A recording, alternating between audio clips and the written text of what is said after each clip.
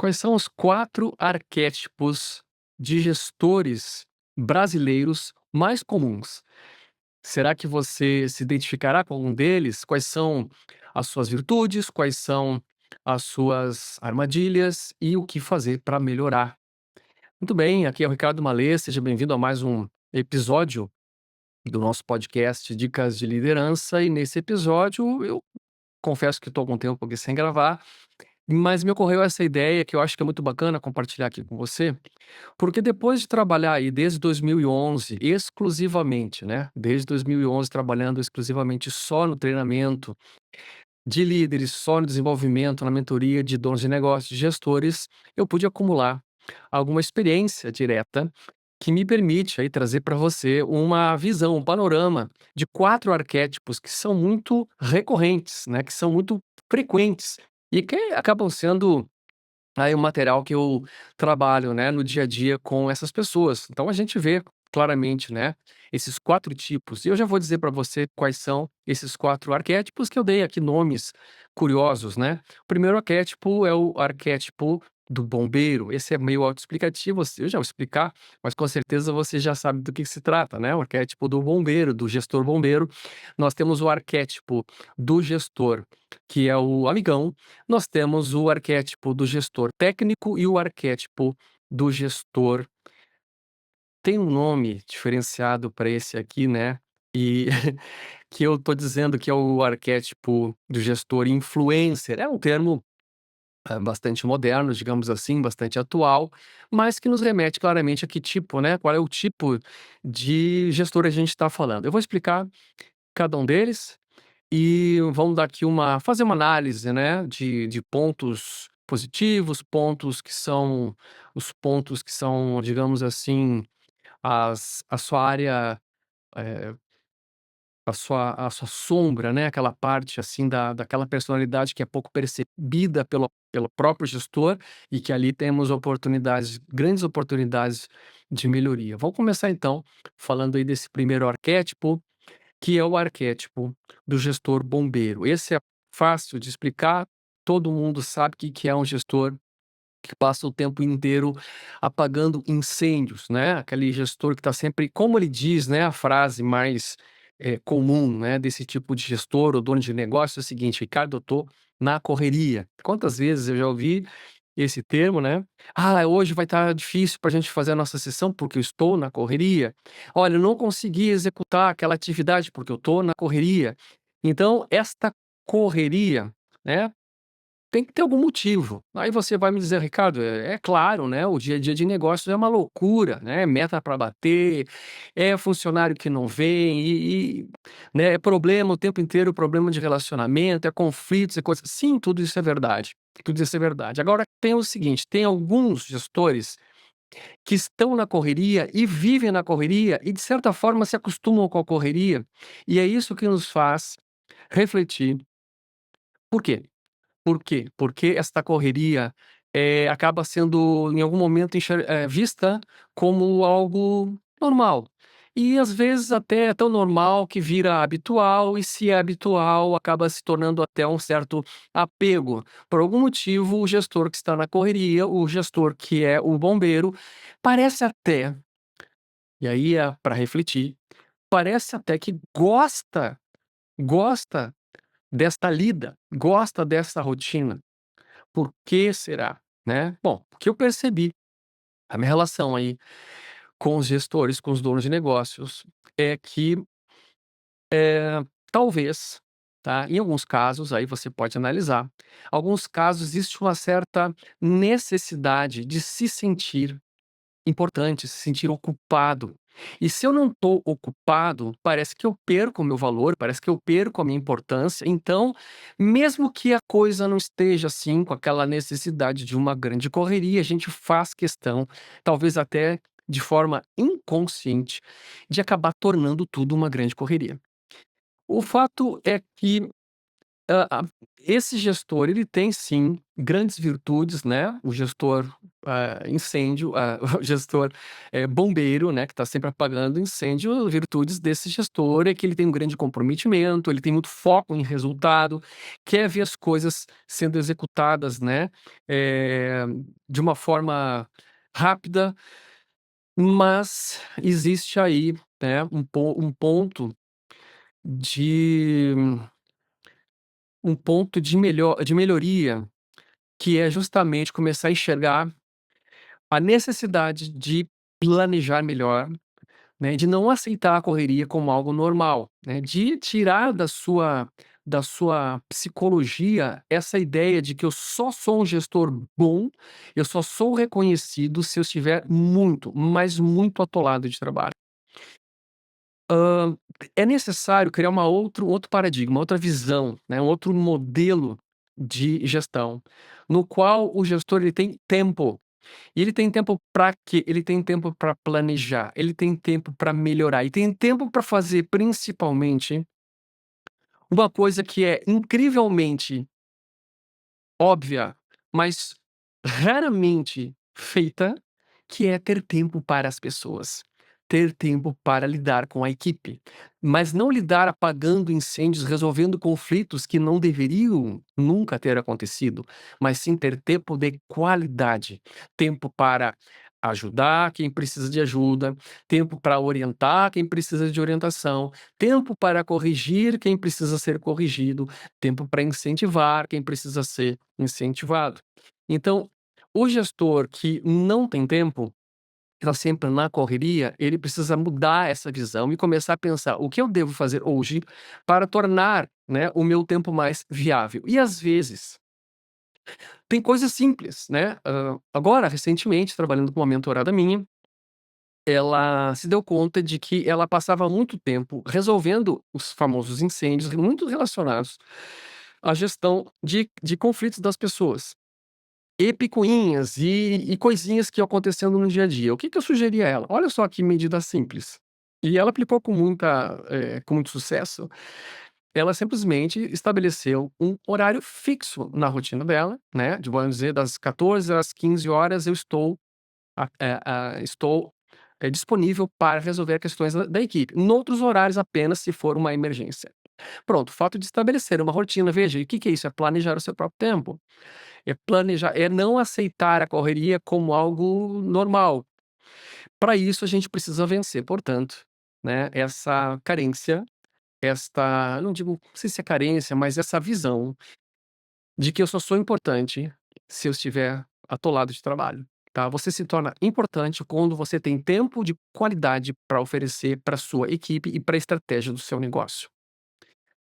Muito bem, vamos ao segundo, hã, tipo aqui que a gente vai analisar. O arquétipo do gestor amigão. Quem é o gestor amigão? O gestor amigão é aquele que ele confunde amizade com liderança. Ele acredita que o bom líder é um líder amigo. Não é proibido ser amigo da equipe, mas não é esta a sua missão. Não é isso que se espera do gestor, que ele se torne amigo da equipe, porque a amizade traz consigo uma série de problemas. Querer ser amigão, né, não é amiguinho, nem amigo. Eu tô falando amigão, é aquele que acaba passando pano para problemas, não enfrenta, né, não gosta de dizer não, né, não estabelece os limites, não consegue dar um feedback corretivo para um funcionário, tem medo, portanto, de ser rejeitado. Qual é o vício, né, desse amigão? O vício é a necessidade de aceitação.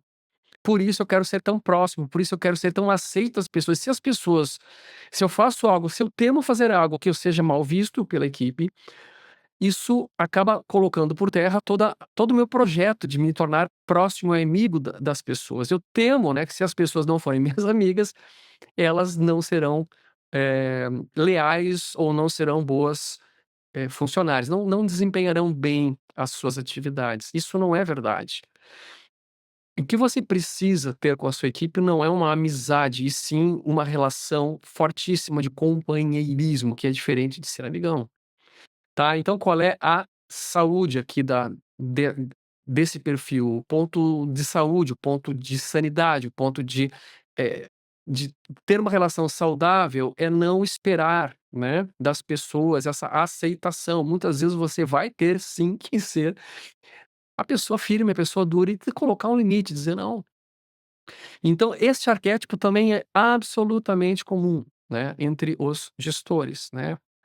Querer, né, confundir muito, né, o papel de gestão com o papel de ser amigão. Qual é o ponto positivo disso? Obviamente, nós temos aí, gestores nesse perfil que acabam realmente tendo uma escuta bastante empática, né, são agradáveis à equipe, então realmente são pessoas que se preocupam com o bem-estar dos outros, né, e tentam realmente não criar dissabores desnecessários.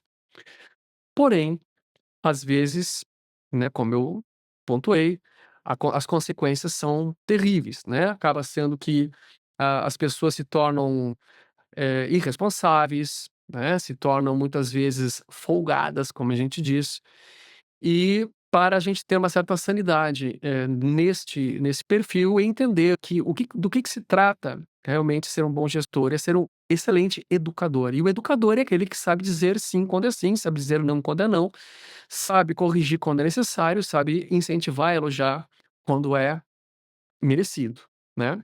Então, precisa sair dessa posição de querer ser o gestor amigão. Vamos ao nosso terceiro arquétipo, que também muito conhecido.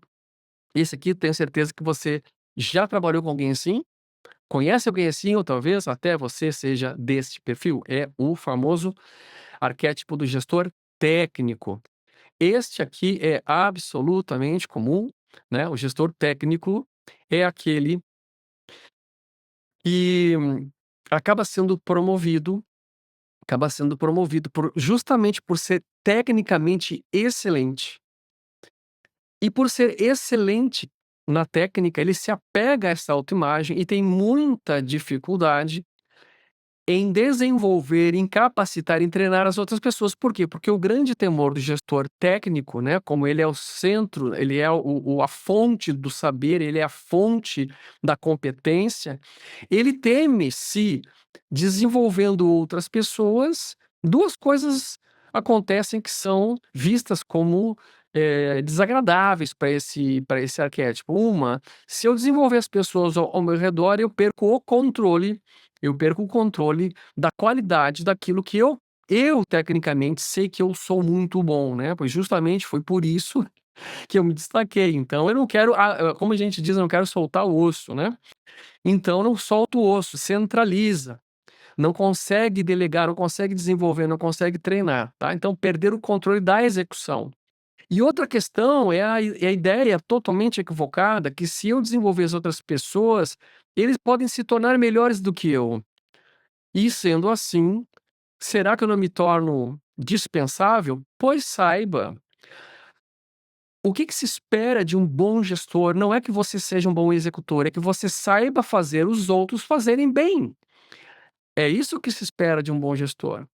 Você precisa ensinar, mostrar o caminho para as pessoas fazerem tão bem quanto você. E se você fizer isso, aí sim você é um excelente líder. E quando você conquistar isso, tenha certeza, novos desafios mais elevados exigirão de você e da sua equipe, né, mais trabalho. Então não tema, né, que as pessoas vão ficar boas como eu sou, e a partir daí eu perco a minha serventia. Não, a partir daí você pode elevar a qualidade do seu serviço a um outro patamar. Muito bem, vamos falar então do nosso quarto arquétipo. O quarto arquétipo é o gestor influencer, né. O gestor influencer, essa é a palavra que a gente tem usado bastante hoje, né, no mundo do digital. Quem é o influencer? Aquela pessoa que ela é muito descolada, ela é muito disruptiva, né, ela traz ideias mirabolantes e engaja as pessoas, né, com projetos, com ideias, porém, o gestor influencer, ele dentro desse perfil, dentro desse arquétipo, ele acaba sendo aquela pessoa que tem um discurso fantástico, mas na hora da execução não consegue estabelecer o processo, não consegue controlar os resultados, não consegue acompanhar a equipe, ele é muito bom no palco, é muito bom quando as luzes estão sobre si. Existe aí uma certa necessidade de estar no centro das atenções. Esse perfil não é assim tão comum quanto os demais, mas eu confesso para você que eu já ouvi, já assisti, já acompanhei pessoas dentro desse arquétipo, então vale a pena conhecer também. Qual é quais são as virtudes deste perfil? Bom, obviamente, uma pessoa que ela tem essa habilidade de comunicação, de encantamento das pessoas, ela é ótima, né, para engajar a um novo projeto, para comunicar, né, ela traz uma visão de futuro encantadora, ela acaba sendo uma pessoa que arrasta o povo, só que tem que arrastar, mas depois tem que segurar, né. E aí é que vem o ponto de melhoria do perfil mais influencer, que é realmente depois que você conseguiu engajar o povo, é que você transformar o discurso em execução, tá? E o discurso em prática. Aí é que está o desafio desse perfil mais influencer. Muito bem. Aqui nós falamos então de 4 arquétipos, né? Nós falamos do arquétipo do gestor bombeiro, do gestor que é o paizão, o gestor técnico e o gestor influencer. Todos eles, na verdade, têm o sua motivação que é boa, né. Vamos dizer assim, ó, o gestor, do tipo bombeiro é aquela pessoa que ela é movida, né, pela execução, ela é movida por resolver problemas. O gestor do tipo paizão é aquela que se preocupa com as pessoas, né, gosta das pessoas e quer vê-las bem. O gestor do tipo, eh técnico é a pessoa que busca a perfeição, e o gestor influencer é aquela pessoa que tem como necessidade ver a inovação, a melhoria, né, a disrupção, né, palavra aí da moda também, né. Então todos eles têm os seus motivos. Então, para todos estes, a mensagem que tem que ficar é a seguinte: entenda o seu perfil e observe, né, as áreas de sombra que você tem, as áreas obscuras que podem ali estar prejudicando realmente o aflorar da sua máxima potência. Não fique congelado, não fique cristalizado dentro de um perfil, porque todos eles, apesar de terem coisas muito boas, eles não são completos dentro desses arquétipos que eu trouxe. Se você tiver interesse em saber mais sobre estas características desses arquétipos, desses perfis, eu convido você a fazer gratuitamente o meu diagnóstico de perfil de liderança, que por enquanto, tá, de 2.500 está saindo gratuitamente no meu site, e é só lá que você vai encontrar www.ricardomallet.com, Ricardo, Mallet.com. Você vai chegar no site, tem lá uma um link no menu chamado diagnóstico. Clica lá, você vai poder acessar gratuitamente e vai receber o resultado do diagnóstico por e-mail. É presente meu para você e espero que a gente continue junto, certo? E até nosso próximo episódio. Tchau, tchau.